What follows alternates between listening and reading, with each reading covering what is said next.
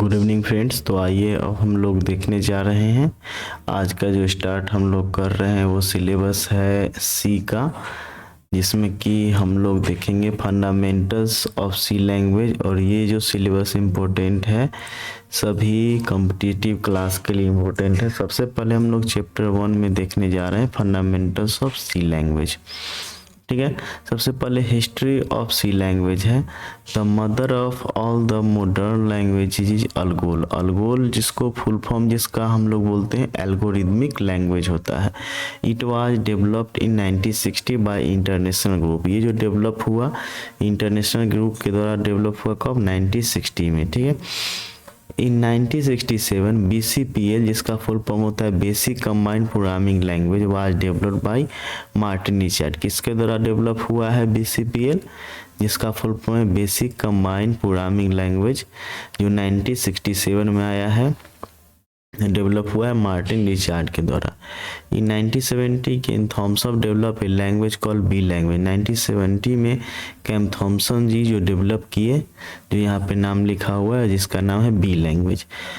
उसके बाद आया C language. C language was developed by Dennis Ritchie at AT&T Bell laboratories in 1972।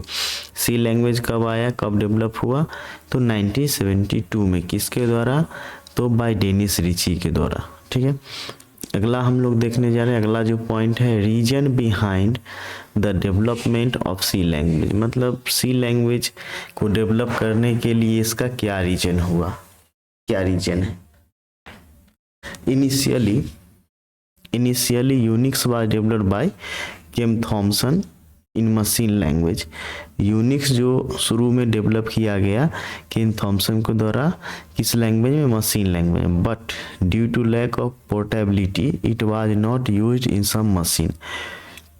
मतलब portability का मतलब होता है एक मशीन से दूसरे मशीन में आसानी से रन नहीं कर पा रहा था, नहीं चल पा रहा था, इसीलिए इसमें कुछ मतलब कि पोर्टेबिलिटी में प्रॉब्लम आया, तो इसीलिए हमारा जो सी लैंग्वेज डेवलप हुआ। In order to overcome this limitation, मतलब कि इस प्रॉब्लम से बाहर आने के लिए Dennis Ritchie needs a new language. Dennis Ritchie को नया लैंग्वेज की जरूरत पड़ा that would create fast efficient and compact programs. मतलब कि काफ़ी तेजी से, आसानी से, कम्पैक्ट मतलब छोटा, that controls the hardware efficiently, जो क्या करता है हार्डवेयर को आसानी से कंट्रोल करे। This necessity invented the development of new high level language called C.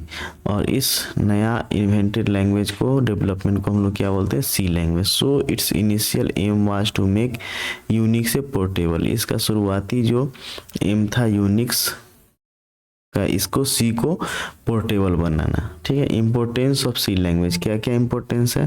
Programs written in C are efficient and fast. मतलब सी प्रोग्रामिंग लैंग्वेज में लिखना प्रोग्राम काफ़ी क्या है? आसान है और तेज है। It supports variety data types, और ये बहुत सारा डेटा टाइप को सपोर्ट करता है।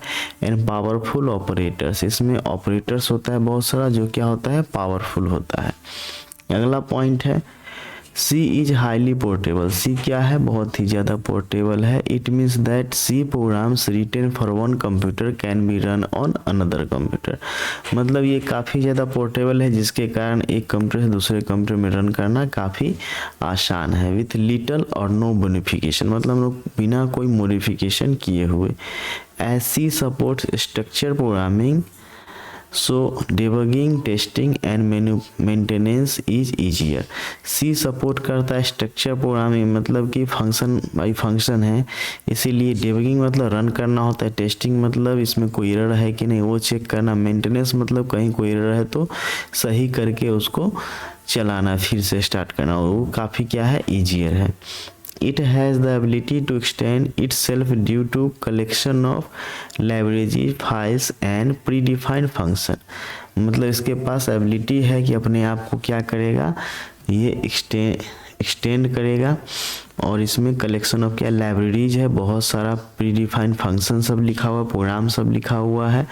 ठीक है, अगला पॉइंट है simple example of C programming. अब यहाँ से हम लोग को देखना है कि प्रोग्रामिंग का सिंपल एग्जाम्पल। पहला है प्रोग्राम सिंपल डॉट सी, जिसमें हम लोग क्या करेंगे, प्रोग्राम को लिखेंगे और ये फाइल डॉट सी से सेव करेंगे। तो सबसे पहले hash include stdio.h void main print simple program of C language, ये सारा हम लोग सीखेंगे। Here the program simple dot C यहाँ जो लिखा हुआ है वो क्या करता है, उसको हम लोग बोलते हैं सोर्स कोड, उसको हम लोग सेव करेंगे। फॉलोइंग एलिमेंट्स यहाँ पे दिया हुआ है, कमेंट्स के लिए हम लोग ऐसे लिखेंगे, ये जो यहाँ पे दिया हुआ है \\, यहाँ से स्टार्ट यहाँ से क्लोज है, मतलब ये कमेंट है, मतलब कंपाइलर इसको नहीं पढ़ेगा, इग्नोर करेगा, ठीक है, इसी कमेंट बोलते हैं। इस प्रकार से हम कमेंट दे सकते हैं। दूसरा ये stdio.h हैच इंक्लूड क्या है, ये एक प्री प्रोसेसर डायरेक्टिव है और एक मतलब इसमें लाइब्रेरी फंक्शन सब लिखा हुआ है। अगला है वॉइड मेन, क्या है, ये एक फंक्शन है वॉइड मेन। अब प्रिंट क्या है, प्रिंटफ स्टेटमेंट है, इसमें हम लोग कुछ भी लिखेंगे तो प्रिंट करेगा, ठीक है। तो ये सब प्रोग्राम का इसका है। अभी यहाँ पे डिटेल्स दिया हुआ है, source code comments include by, इस प्रकार से हम बता चुके हैं, कमेंट डाल सकते हैं। Pre processor hatch include directive को, हैच इंक्लूड क्या है, डायरेक्टिव है, मतलब फोल्डर है, फोल्डर में बहुत सारा प्री डिफाइंड फंक्शन सब लिखा हुआ है। ये फंक्शन हेडिंग वॉइड मेन, और वॉइड मेन क्या है, फंक्शन हेडिंग है। उसके बाद है function body enclose within curly brace open curly brace close, curly brace open close में हम लोग क्या करेंगे, फंक्शन बडी स्टार्ट ये होगा, यहाँ से इसका मतलब हुआ ये क्लोज कर्ली ब्रेस का फंक्शन का बडी स्टॉप होगा।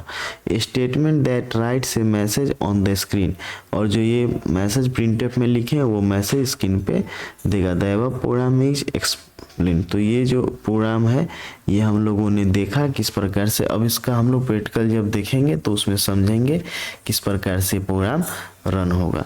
थैंक्स फॉर वॉचिंग, यहीं पे हम वीडियो को स्टॉप कर रहे हैं।